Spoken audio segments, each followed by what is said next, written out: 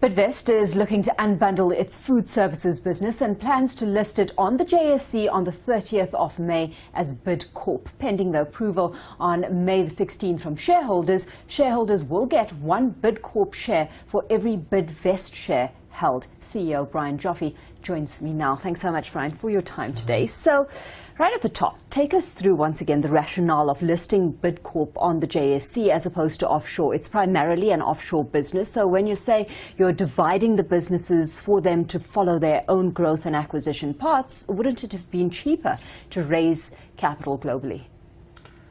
Well, I think in the first instance it is a South African asset, and I think that we want to give South Africans obviously first exposure to the asset, and so we've kept it onshore.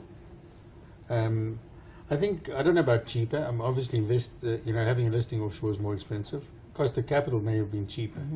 But I think in the first instance, as I said, it is South African. We're proudly South African and we'd like to keep it here. Some saying that it will trade at a significant premium to its net assets. Just how undervalued do you believe the business is right now, and do you expect a re-rating once it's listed? Look, forecasting share prices has always been a very difficult thing. I think if you take prices offshore for similar assets, this asset should trade at a significant premium to where we're at now. But of course we've got the industrial assets, and we also believe those assets are very good assets. I think from an industrial perspective, those are, in my view, the best South African listed assets that there are.